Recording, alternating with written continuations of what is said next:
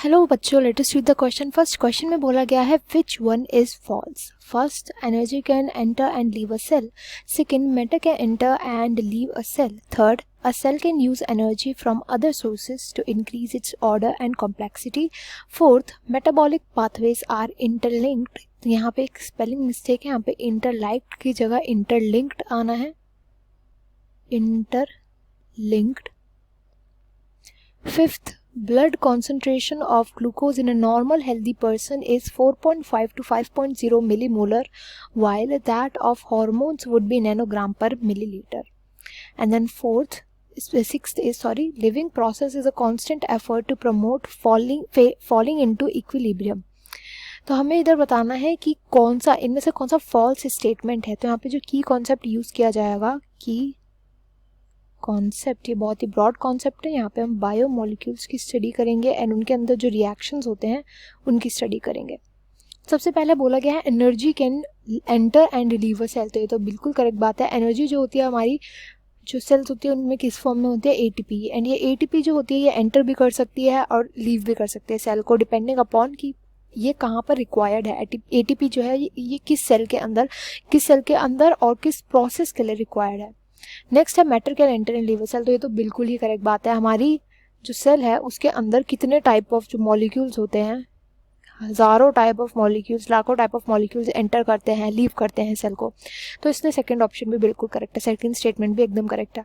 Third में बोला गया है cell can use energy from other sources. तो ये भी एकदम करेक्ट है कि सेल जो होती है दूसरे सोर्सेज से अपनी एनर्जी लेती है, जैसे ताकि वो अपने ऑर्डर और कॉम्प्लेक्सिटी को इंक्रीज कर सके। जैसे इसमें एग्जाम्पल लेकर के चलेंगे थर्ड स्टेटमेंट के लिए कि हम जो हैं, हम ह्यूमंस जो होते हैं, हम किससे एनर्जी लेते हैं, ग्लूकोज से। ग्लूकोज का जब ब्रेक डाउन होता है तो उससे हमें एटीपी मिलता है। तो हमारी सेल क्या करती है कि इस ग्लूकोज से, जो कि आउटर सोर्स है, इससे इसने अपनी एनर्जी का सोर्स लिया ताकि ये अपने अंदर जितने भी रिएक्शंस हैं उनको आगे बढ़ा सके। तो इसलिए थर्ड स्टेटमेंट जो है ये भी एकदम करेक्ट है। फोर्थ स्टेटमेंट में बोला गया है मेटाबॉलिक पाथवेज आर इंटरलिंक्ड। तो ये भी एकदम करेक्ट स्टेटमेंट है कि मेटाबॉलिक पाथवेज हमेशा इंटरलिंक्ड होते हैं। किसी भी पाथवे का जब प्रोडक्ट बनता है, ये प्रोडक्ट हमेशा सबस्ट्रेट होता है किसी दूसरे रिएक्शन का, एंड देन इस सबस्ट्रेट को यूज करके आगे फर्दर प्रोडक्ट बनाया जाता है। इधर क्या हुआ कि ये जो प्रोडक्ट है ये इंटरलिंक्ड है दूसरे रिएक्शन के सबस्ट्रेट की तरह। तो इसलिए सारे मेटाबॉलिक पाथवेज जो होते हैं वो आपस में इंटरलिंक्ड होते हैं। अगर किसी एक पाथवे का प्रोडक्ट नहीं बना तो दूसरा रिएक्शन भी नहीं हो पाएगा क्योंकि उसका सबस्ट्रेट नहीं बन पाएगा। तो इसलिए फोर्थ स्टेटमेंट भी एकदम करेक्ट बोली गई है। नेक्स्ट स्टेटमेंट में बोल रहा है ब्लड कॉन्सेंट्रेशन जो होता है ग्लूकोज का किसी भी हेल्दी पर्सन के अंदर 4.5 to 5.0 मिलीमोलर होता है पर लीटर। तो मिलीमोलर पर लीटर में ये जो क्वांटिटी है एकदम सही बताई गई है। ब्लड के अंदर ग्लूकोज प्रेजेंट होता है तो पता ही होगा, ग्लूकोज से देन जो ग्लूकोज होता है ब्लड से ट्रांसफर कर दिया जाता है सेल्स के अंदर भेज दिया जाता है जिस भी सेल्स को रिक्वायरमेंट होती है। अगर इससे कम या ज़्यादा कॉन्सेंट्रेशन होती है तो क्या हो जाता है, एक बीमारी होती है जिसको हम डायबिटीज़ बोलते हैं।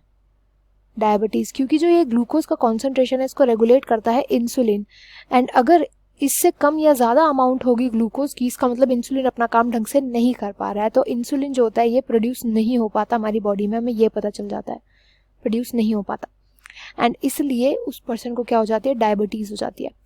एंड हार्मोन्स जो होते हैं, हार्मोन्स हमारी बॉडी में बहुत ट्रेस एलिमेंट्स होते हैं, बहुत ही कम अमाउंट में पाए जाते हैं, तो इसलिए नैनोग्राम पर ml में पाए जाते हैं हमारे ब्लड के अंदर। तो ये भी स्टेटमेंट एकदम सही है।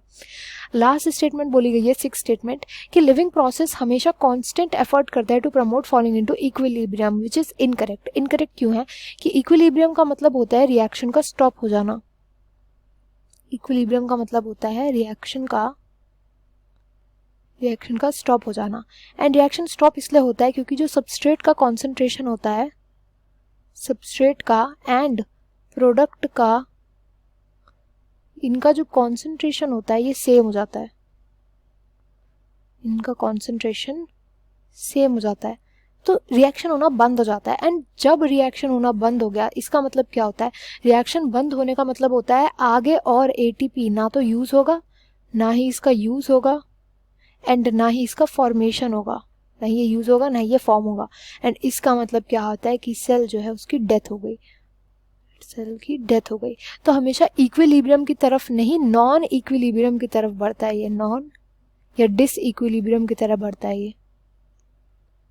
तो इसलिए जो 6th स्टेटमेंट है यहाँ पे बोला गया है ये इनकरेक्ट हो जाएगा. 6th statement is incorrect here. तो हमें बताना था कौन सी स्टेटमेंट फॉल है, तो इस फॉल्स है, तो यहाँ पे राइट आंसर हो जाएगा option second, only 6th statement is false. I hope you understood it well. Best of luck and thank you.